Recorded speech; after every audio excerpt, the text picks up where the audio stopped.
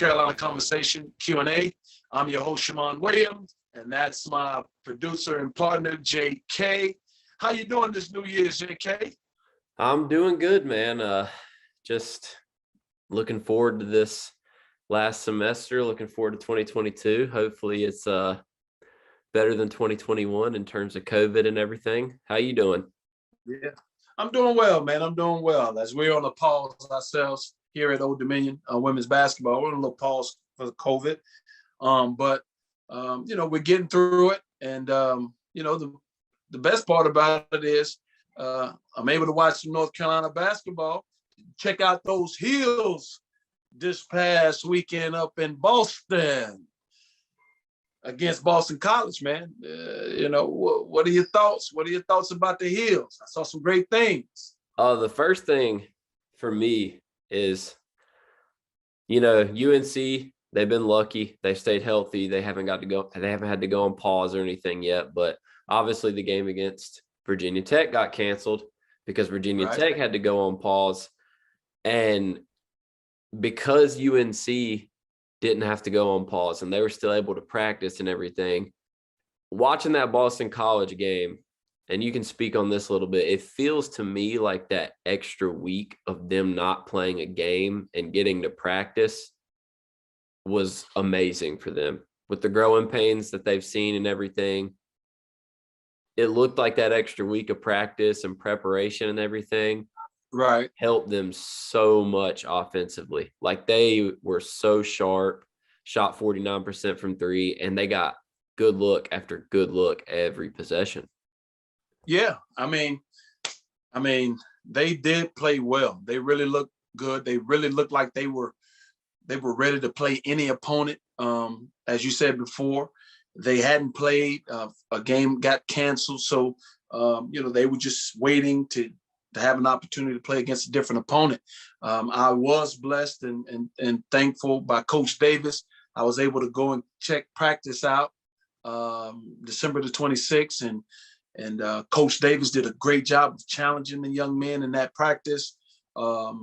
He was extremely, strong on them. He challenged them, and I really liked what I saw in that practice, and I like what Coach Davis was doing in those practices and the challenges he was putting before the young men, and they were responding. And it was really great to watch that practice that Sunday evening, the 26th, and then to watch them play against Boston College this weekend, and to watch how they carved that team apart and just played. It was really, really refreshing. It was really, really refreshing. Yeah, I think that was the part that stood out the most to me watching it was the balance. I mean, the games that they've had before, it's either been like Caleb goes off or RJ goes off or Dawson goes. It's all individual, but, this time you had the 4 double-digit scorers. They're spreading the ball out, and I think that's the key for this team. Like, we know they have the talent, but it's, a matter of figuring out, getting all that talent to spread the wealth and to be balanced. And that was the thing that stood out to me the most. When we've got 4 guys scoring in double digits, this team is going to be very hard to beat. And the ACC is wide open. I mean, realistically, this is probably the weakest the ACC's been in a while. And if they can get it going, it's going to be a real, real good ACC campaign for them this year. Yeah, I mean, you're not at fault for competing against who's in front of you. And so, as you alluded to, the ACC may be a weak conference this year, but that's not Carolina's fault. Your job is to go out and annihilate who's in front of you. And I thought that they took that mindset on the road with them. And that's where it was extremely important for me. I saw them on the road in another environment that's different than the environment that they're used to. And they never wavered. They competed. They took advantage of situations. They showed that they have Goliath in them. And I was really, really impressed by what I saw. But I would be remiss if I didn't go back to what I saw that night in Chapel Hill and watching Coach Davis. He was, as they say, on one. And I think that those guys understood from the time, that practice began and he began talking, that there was going to be a change in the way that they approach things. And my hat goes off to Coach Davis.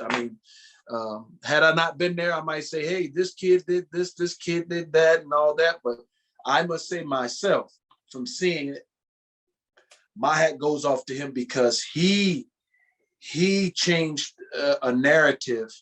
It was great to see those guys take on what he was teaching, what he was preaching, and what he was demanding, and apply it to the game that they were playing on the road. So, hat goes off to Coach Davis. Yeah, and I think that was the other thing that stood out to me, was there was no let up. Obviously I wasn't at practice or anything, but you could tell there was a different fire igniting this team. There was no let up. The foot stayed on the gas the whole game. They almost won by 30 points. It was just, they had a great first half. And I think the thing that everyone's questioned the most about this team this year is the backbone and the hustle and the effort. And it was they didn't care how much they were up at halftime. They came out in the second half, did the same thing, executed. And it was really just great to see. And I guess kind of the last thing here, as you alluded to, being able to sit in and practice and everything, being able to see for yourself how Coach Davis is running this group and everything. What is your new outlook? Do you have a new outlook on the team after being able to witness it from an inside perspective? Well, I have been to a few practices. I have been to one or two practices this year. And just from how he was that night, it kind of resonated with me in what I stand for and in my thought processes about things and what it takes. And, Coach Davis is doing an outstanding job, but he's also learning how to navigate the environment in which he has. And you always have to do some self-evaluation, but you also have to evaluate the environment that you're in as well. And so every environment doesn't dictate the same type of teaching. Every environment don't dictate the same type of approach. And so, I don't know, maybe he assessed some things that he liked and maybe he did not like. And he made it a point of emphasis, once they came back from the Christmas break. And so with that being said, like I said, watching that practice and sitting there and watching it and listen to the things that he was, like I said, emphasizing and demanding. I think that he has grown in the short time that he's been the head coach in learning what steps need to be taken for this particular team or these particular individuals. And, and that's what great coaches do. You coach the environment and you dictate the environment. You establish a culture. And if those things aren't being done, then you have to do those things or demand it or command it until those things are done without you having to do those things. Yeah. And, that's just kind of the outlook I have from an outside perspective is he's been in the program and everything, but it's still his first year as a head coach. He has transfers, new group, and he's just going to get better. The team's just going to get better. And as they go into ACC play, I'm really starting to get excited about the ceiling that this team has and how good they can be. And, we'll continue to talk about them on the podcast. And I think we're going to continue to keep saying some really good things about this team as they go deeper and deeper into the season. There's no question about it. They just, on to the next game, have the same mindset, same execution, the same focus, and they'll continue to progress. And so with that being said, thank you, JK, for participating in the Q&A. And ladies and gentlemen, next up, we have Carolina's great 2009 national champion, Ed Davis, with us. Before we move on, let me tell you guys a little bit about our partners over at BetRivers Sportsbook. If you haven't signed up for BetRivers yet, now is the time, because they are offering a $250 match bonus for your first deposit. But what sets them apart is that they require just one playthrough to turn your bonus into cash money. With their Rush Pay instant approval, withdrawing your winnings is safer, it's more secure, and it's more reliable. Now that basketball season is tipping off, get in on the action at betrivers.com today or by downloading the BetRivers iOS app. You must be 21 years or older. If you have a gambling problem, call 1-800-GAMBLER. And while I got you here, let's talk about the Field of 68 Media Network, where college basketball matters most all year round. This is a digital media and podcast network that we've been building over the course of the last year. We have shows hosted by some of your favorite players covering the program that they love the most. AJ Guyton hosts the House of Hoosier. Eric Devendorf covers Syracuse on the scorer's table.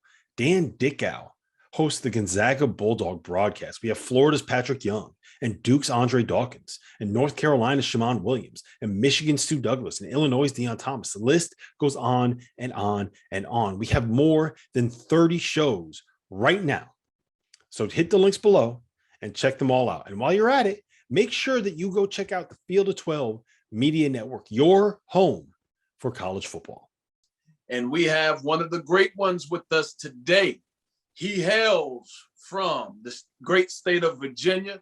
He was 2007, 2008 Player of the Year in the state of Virginia. He was also 2008 Mr. Basketball in the state of Virginia, 2008 McDonald's All-American. He was also a 2009 All-Freshman team. But more importantly, he was a 2009 national champion. He's our current Cavalier player. Ladies and gentlemen, please welcome the Ed Davis. Appreciate it, big bro. Thanks for having me. Yeah, man. Yeah. Thank you for taking the time out your busy schedule, to be a participant here on the Carolina Conversation. I know the season's end right now. You guys are actually playing some great basketball right now.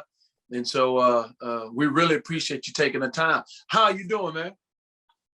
Man, I'm doing well, man. Healthy. I just got out of the COVID protocols, but other than that, man, I got no complaints, man. Yeah. None whatsoever. Yeah, that COVID protocol, man, it's rampant through the NBA, it's rampant through college basketball.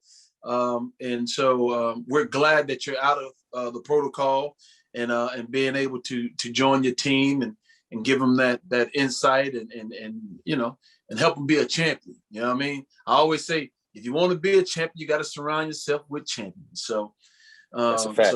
That's a fact. No question, man. No question. Now, tell me this briefly. Once you got a chance to get to the NBA, leaving North Carolina, you got to the NBA. What was the most difficult thing in the correspondence or the difference between the collegiate game and the NBA game? For me, it was I couldn't use like my athleticism to get by with everything. Right. So it was guys stronger than me, guys taller than me, but like in college and high school, the first person I ever went against that I was like, man, I got to add something to my game was John Henson, because he kept blocking like my left hand hook, and I never got a block before. Yeah, right. And then, you get to the NBA, it's a lot of John Hensons in there who block shots like that. So it's like, for me, like that was a big adjustment. Like just learning how to be patient, add pump fakes, got to really like be guys with quickness, and because like you go up, if you ain't going on strong, man, even a guy 6'6" can block and get a good contest on your shot. Yeah. And so, that's interesting because, for me, when I got to the NBA, that was the same thing too. You know, your go-to ain't your go-to no more. Right. They're telling you to move while you're going through it. No question. Your best thing is your worst thing now. You got to develop a new thing. So that's interesting, man. And so I'll ask you this. You know, having so many years in the NBA under your belt now, and then having these young kids coming to the NBA now, how was that conversation with those kids, trying to help them understand, hey, you know, your best thing ain't the best thing that you always had ain't your best thing anymore. You know, how's that dialogue? Because I know that you're very, very intricate in the development of you know, the winning side of the Cavaliers, but also the teaching side as well. Yeah, I mean, like when I signed here, like that was like the main thing that, you know, JB wanted me to bring, you know, just, you know, guidance and, you know, just mentor these guys and give them as much knowledge as possible. Because, you know, with a lot of athletes and, you know, guys out here these days, like the inner circle and the agent, they're not keeping it real with them. And so they're telling them one thing and it's sort of like messing these players up. So like with these young guys, whose situations I've been in, I try to, you know, give them, you know, what I did right and what I did wrong, so they won't, you know, make that same mistake. And, you know, they respect it, and it comes out, you know, a lot easier when it's coming from me than coming from their homeboy who never played, never did nothing, and tell them they need to do this or that. But really, like, it's a business, man. You need to do this if you're trying to play. Like, you know what I mean? So I'm giving it, you know, from that angle, from a player who did it and for somebody who wants to, you know, pursue front office. So it's a different perspective on it. Yeah. Now that's interesting that you say that, because I feel personally that's the way the college game is going. I mean, now, I mean, you can hire certain coaches at institutions, but the only thing that these kids are going to really listen to are people that they feel that have done it, that can relate to them, that have walked in their shoes or been where they're trying to get to. And so to hear you say that on the professional level, you know, it only trickles down to the collegiate level as well. So that perspective is extremely important. And it was interesting to hear you say that. And so I did hear you say pursue front office, you know, opportunities, you know, when you do decide to not play anymore. Is that something that you're interested in? No, it is. You know, I want to stick around the game for sure. You know, sure. I like the coaching, but I just don't know if I really want to do that. You know, so it's like, but I enjoy the front office, but I never done it, so I might like coaching more. So it's like easy to, you know, I mean, talk about it now than, you know, when it comes time to really, you know, decide. And so, but you know, the front office is something that, you know, I definitely have a, you know, a big liking to. You know, I feel like that's something that I'm strong at, you know, evaluating talent and, you know, putting together teams and, you know, building things. Yeah. And it's interesting because this is probably the first time that most people have actually had a chance to you know, to hear you interact, because, you know, you're a type of individual. I always say that you're like similar to Sam Perkins. You know, you guys extremely talented, you know, big guys, strong guys, physical guys, but great people. And, you know, the one thing about you, you've always kind of been reserved. You always kind of been to yourself. You didn't interact with a lot of people that, you know, just at that point in time, but people didn't know, or people don't know how intellectual you are. People don't understand how, you know, the IQ that you have, the savviness that you have for the game and things like that. You know, where was that established for you, Ed? Where do you feel like you got all those traits from? I mean, a lot of it from my dad. I mean, obviously, you know, my dad, you know, no question. He played professional, and, you know, he taught me a lot of things the hard way, you know, with, you know, training and just like mindset and all that. So like, he pretty much like put, you know, all my morals and like what I stand on in me.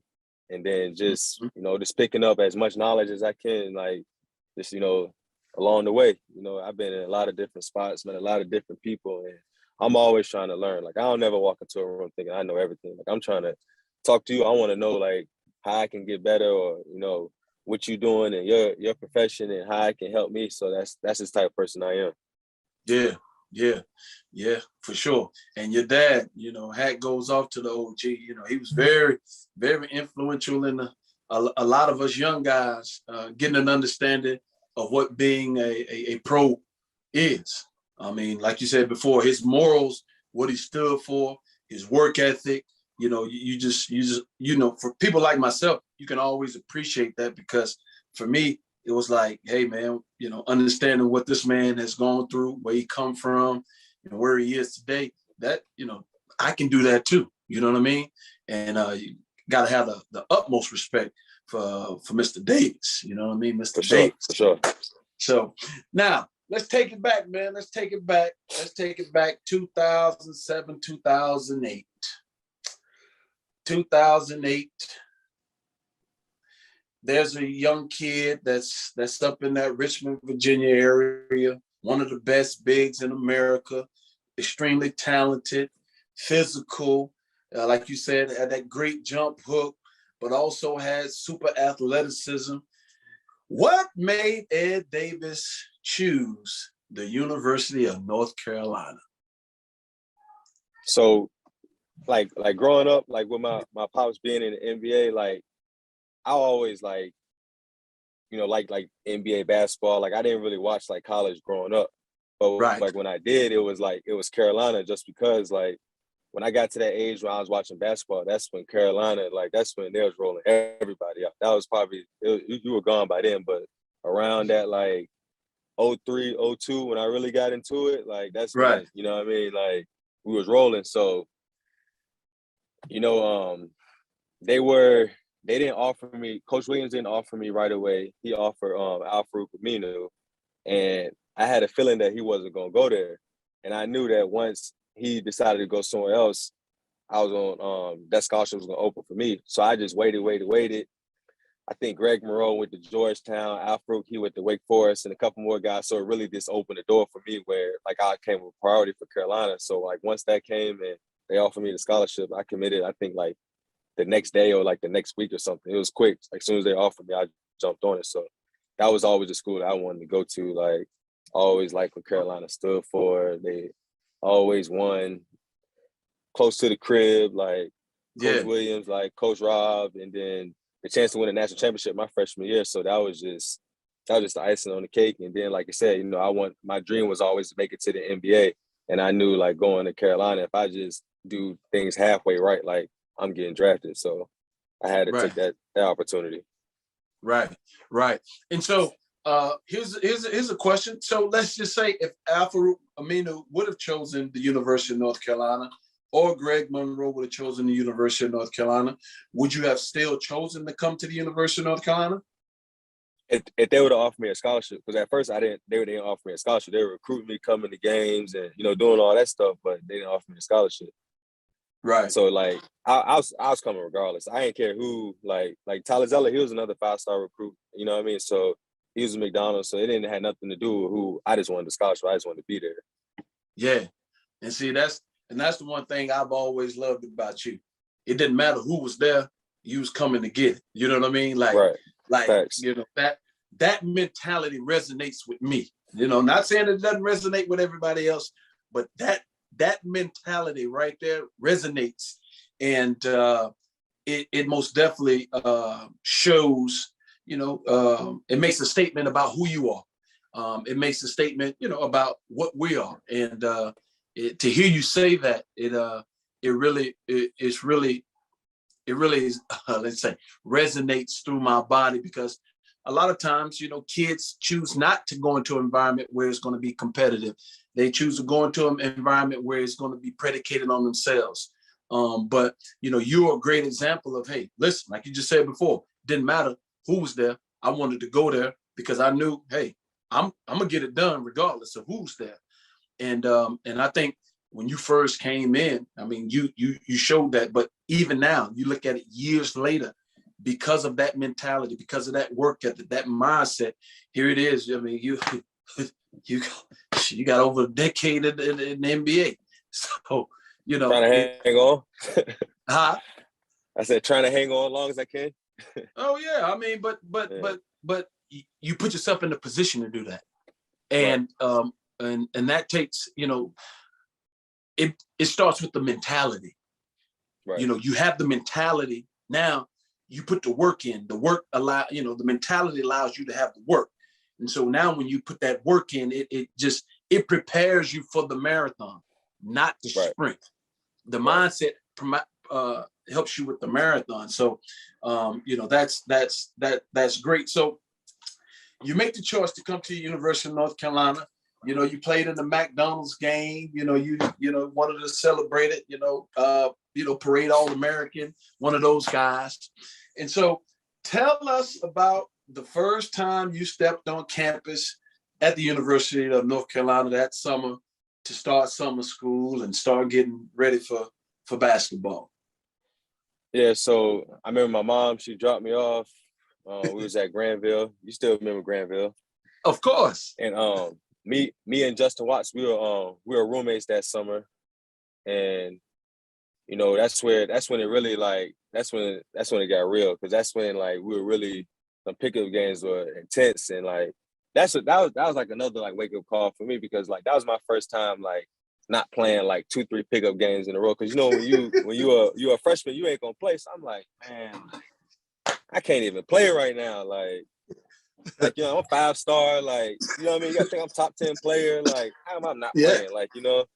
I'm thinking I got all these schools to offer me this, offer me that.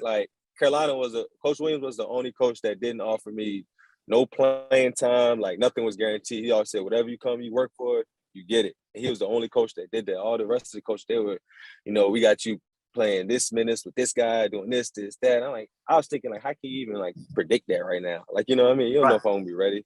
So that had a lot to do with that's just a lot of respect I got for Coach Williams, just for you know what I mean, standing on that. Yeah. And it's interesting. It's interesting because everybody that we have on here, I always ask them that same question, and they give that same answer. I thought I was gonna get to play, but I ain't even get to play. And so, right. A lot of people think that's a facade, and they don't understand. No, that's real. That's just part of being a North Carolina basketball player. Freshman, you don't get a chance to play, and to be honest, I'm glad that it's like that, because hopefully it builds a hunger in you that you want to get an opportunity to play. You know what I mean? Yeah.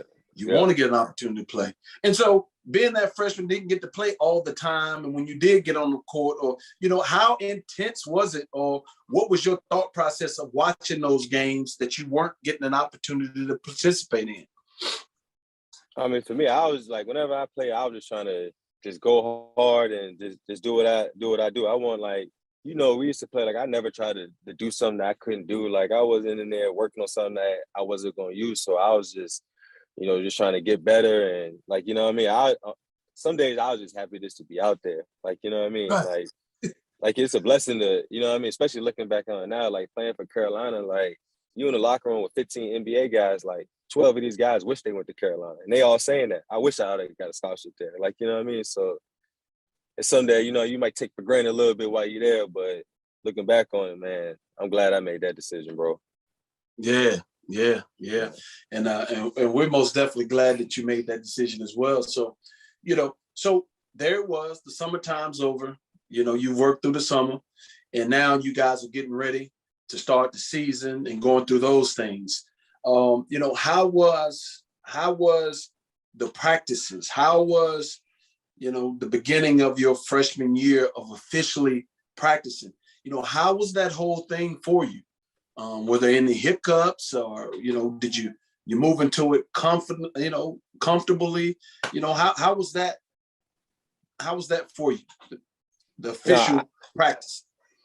So when I first got to Carolina, that's the first time with Coach Williams, and seeing his practice schedule and how detailed it was.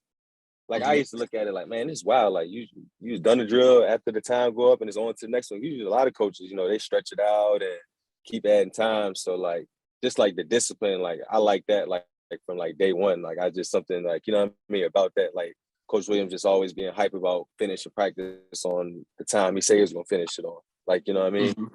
But basketball wise, the transition, it wasn't really that tough for me, especially the team needed what I could bring to the table. You know, because you had Dion, who was more, you know, finesse shooting jumpers, and you got Tyler, who's more back to the basket and, you know, scoring a lot. So like the team needed a hustle, energy, rebound, a dunker, somebody gonna block shots. So it was just like the perfect situation, perfect opportunity for me. So I just wanted to just play hard and just do whatever I can do just to help the team win, just be as efficient as possible. Yeah.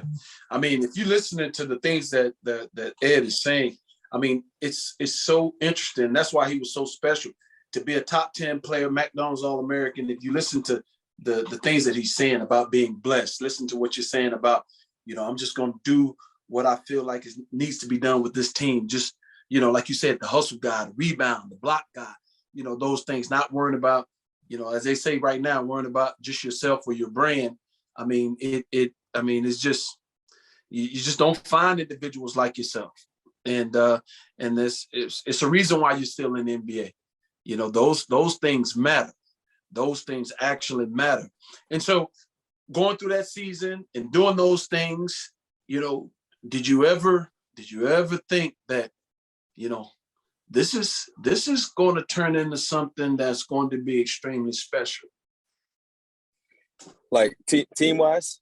Yeah, team wise. Yeah. Oh, no, I ain't gonna lie, I knew from day one, man. Really? It was because, you know, the year before that, the team went to the Final Four. Right. And everybody came back. So I was like, man, we got everybody come back and we added pieces. Like it wasn't like one game when I was like, all right, like from day one, I was like, man, we can win this thing. And then like as the season went on, it was just like the only time where I was like, oh man, it's real, because we lost our first 2 ACC games. Right. But other than that, like, I mean, we only lost, I think, 4 games that year. Like, it wasn't, I mean, we cruised through the tournament. Like, it was no doubt in my mind that we were going to win the championship. Like, really? Like, I ain't never, I wasn't surprised we won. And like, at the same time, like, if you watch, like the celebration, like, Tyler and Wayne and them, like, Ty, like, they were so, like, they were happy or whatever. But, like, me, I was sort of like, man, I knew it. But a lot of it had to do with is because, like, I ain't go through the wars that they went to losing in the Final Four. You know, I caught it sort of much like, you know what I mean? Like, everything's set. Let's add a few pieces, you know, mess with a few things, and, you know, we can go get it. Like everyone knew, like, early in the year, like, it was like, we're going to win championship. Like, we weren't afraid to talk about it. It was just, I mean, it was just a good situation, like I keep saying. Yeah. Now talk about those pieces. Now coming in with your talent, like one of the top 10 players in the country, but then also playing with those pieces. You know, what was your thought process about, you know, like you talk about it, you know, you got Ty Lawson, you got, you know, Wayne Ellington, you got DG, you got, you know, Deion Thompson, you got, you know, Zeller, you know what I mean? You got Hansbrough. You know what I mean? Bobby Frazier, yeah.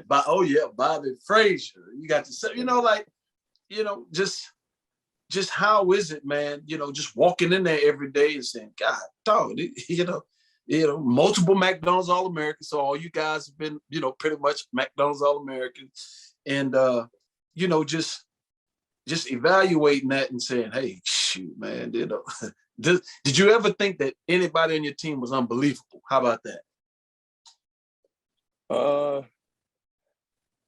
Not really, because like you said, like I grew up like playing against like NBA guys. So like I literally grew up playing against Ben Wallace and like every summer, like year after year, 9th grade, 10th grade, 11th grade, 12th grade. So when I got to college, it was like, yeah, but I'm like, man, I played against guys better than him. So like, it wasn't really like a wow, like, you know what I mean? Like I said, like my dad like made me play against like pros and stuff. So it was sort of like, it wasn't really like a shock for me. Like I respected everybody's game, but it was no one I was like, oh, like, you know what I mean? Because, you know, I had like that experience of playing against pros before this. Yeah, no question. And so how was it for you, Ed, when that clock ticked 0 there and you guys were the national champions? You know, how was that feeling for you? Like I said, like at the time, like I think I took it for granted because it was just so easy for us. But like looking back on it now, like it's like I was like, damn, I wish I could have like enjoyed that moment like a little more. But like I mean, just having like those bragging rights to say you're a national champion, like a lot of people can't say that. Like a lot of people never won. So it's like, that's something that like more people like remember me to this day for winning a national championship at Carolina than playing 12 years in the NBA. Mm-hmm. You know, like, so it's like that's like this, it's just something that like, I don't know, man, like just being able to say like national champion like that, people respect that, man. Oh, no question about it. No question about it. You know, I always say the one thing that I wish I would have done was able to win a national championship. I got a lot of Final Fours, but I never got that national championship. So after your freshman year, winning the national championship, you know, being a part of that team, having a lot of those guys leave to go to the NBA, but there was also some rumblings about you possibly leaving to go to the NBA as well. And so, you know, walk us through that process of deciding, you know, maybe to come back for another year or just going out, leaving as a national champion. So, like when I first got to school, like my thought was, you know, I want to do like 2 years and then I want to enter the draft. So like when we won the championship, it came so fast. Like as soon as we won, like after the game, I was like, I'm coming back to school. Like, cause my whole thought process was, you know, I want to do 2 years. I want to make sure I'm ready. Whoop-de-whoop, whoop-de-whoop. And that's just like how my dad, like, that's just like how he raised me in the mentality that he said, like, you know what I mean? He just always told me, you know, you go to school for a couple of years, enjoy it, win your national championship and get out of there. Like, that's just, he used to always teach that to me. And so like, it's sort of like when it happened, like when I'm like, my name started to come up on like the mock drafts and things, but like, I mean, at the time I wasn't really into it. Like, I ain't really like look at that stuff like that. So it was just like I'm doing my 2 years. And then after this, like, I'm going to be ready. And then, you know, I'm going to follow my dream. And then, I mean, that's what happened. I mean, luckily things went in my way. Yeah. I know that a lot of people were kind of scared that you were going to leave that year because you did have a great season and you were very, you know, a very intricate part in that national championship team of, like you said, being able to do the things that other people maybe couldn't do or was unwilling to do. So, you know, how was it coming back that next year for your sophomore year, coming off a national championship, and now a lot of responsibility is going to be placed upon your shoulders. You know, how was that? I mean, we struggled. I ain't gonna lie. I mean, we went to the NIT. I got hurt in January. I was done for the year. So like the season, I mean, it didn't go as planned. But you know, for me personally, you know, I played more minutes. I had a bigger role.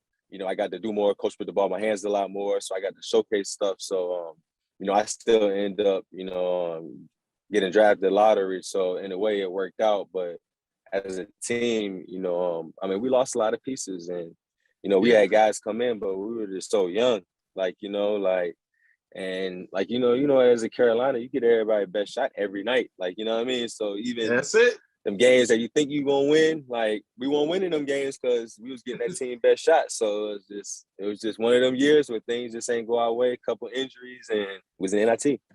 Yeah, well, it was interesting because you know, even though you know you guys made participate in NIT, I think it showed how valuable you were. You know, especially once you got hurt. You know, once you got hurt, it really changed the fortune of the team. And I think that's where a lot of the NBA evaluators began to understand how valuable you actually were. And, you know, it was no surprise that, you know, you were a 2010 lottery pick, you know, because people, you know, a lot of times, you know, people are always talking about, well, you know, this, oh, he scored 30, he scored this, he did this, he did this. But I always say, well, what effect do they have on the game? And what effect do they have on winning? And I think that's where you were so different than, you know, many probably. I mean, when you go down the list of great Carolina players, I think that's where you probably stand out more than anybody else. Like, it wasn't so much about you having 30 points or you having 20 rebounds and stuff like that. It was just your effect on the game and your effect on winning. And so, when you did get hurt that season, everybody that knows basketball understood the ramifications and the impact that it would have. So, having that injury and then watching that, watching the team not win as much as they possibly could with you on the floor, how was that? It was tough because like when I broke my wrist, that was the first time in my whole life that like I broke a bone or like been hurt at all. So I never it was just new to me. Like I had never dealt with that before. So like just like having basketball taken away from me and like being on the sideline, like then knowing in the back of my mind like I could have got drafted the year before, like you like those real like emotions, like you think about that stuff, like Right. Like, so like just like having like all those emotions and then like you said, like still not being I was 19 years old, so like obviously my brain hasn't matured. So it was like it was days where it was up and down but like I said, it was a learning experience for me. It was a wake-up call. Like, it really like when I got hurt, like me and Jonas like developed a relationship.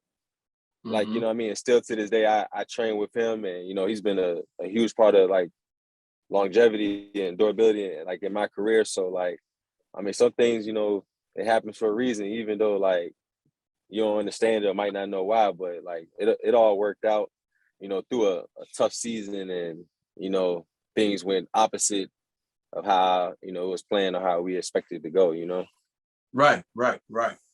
And so the end of that season, like you alluded to earlier, Ed, you had a decision to make. Do I leave now? Because the plan, like you said, you talked about the plan that your father and you had discussed for many years while you were younger, go to college, play 2 years, win your national championship, then go and, go into the NBA. And so here it is, you won your national championship. Now you're at the back end of your 2 years. But you finished, like you said, you were injured. And so what went into you making the decision to just go ahead and leave or possibly coming back and being maybe player of the year in college basketball? Or what, how difficult was that decision for you? It wasn't difficult at all. Like, okay. Like because I was coming out 100%. Like Coach Williams, like he talked to me, he gave me the decision. He was like, I want you to think about it. I was like, Coach, like, I'm out. Like nothing that no one can say to me that's going to like convince me to come back to school. Because my dad, he sort of like he backtracked it. Like when I got hurt, he was like, man, you might want to think about it. I was like, I'm out. Like it ain't nothing to think about. Like. And so, like I said, my whole mind was there. And then, like once I got hurt and they said I was out for the season, like I was just like locked in on just training, trying to get my body right, trying to get back healthy. Right. Just because like it's a wake up call because like some guys been in my situation where they could have got drafted before, go back to school, get hurt, and they, they don't get drafted. So it's like This like like these real life decisions that can really like change a lot of stuff. So like no question. When I knew I was still on those boards, I was like, yeah, I gotta go right now. Like especially my first time being hurt too, that really like it spooked me a little bit, Right. Yeah. I understand that. And so there was your plan. You had this plan since you were a kid, your dad, and you had, discussed it. You stayed with this plan the whole time. And then with the 13th pick in the 2010 NBA draft, your name was called. How was that for you? Man, that was a amazing feeling, man. Especially like you said, like growing up, like my dad always used to preach like NBA, get drafted and because my dad was undrafted, so he was sort of living out his dream through me in a way, So like he always used to preach that, and then like my mom, like from like day one, she always supported me. Probably had been to 95% of like 98% of my games from high school to college. So like it was just I had 150 people in New York. It was a good time, man. It was a good time, real good time. Yeah, man. Yeah. And so, that's the great part about it, man. Just hearing your story and how you went through it, and how you put a plan in place and stuck to the plan. And so, here it is, 12 years after being drafted and having a stellar Carolina basketball career. Here's probably the most difficult question that I'll ask you this evening, and give you a little time to think about it. When it's all said and done, what would you like all the people that support the University of North Carolina, our Carolina family, what would you like them to know about Ed Davis? Man, that's a tough one. Golly, it's a tough one. When they think about Ed Davis, so they always talk about Ed Davis, what do you want them to say? I mean, it's a bunch of things I want them to say, but if I had to lean in one way, like you said, I mean, like just a winner, tough guys that, my teammates respected.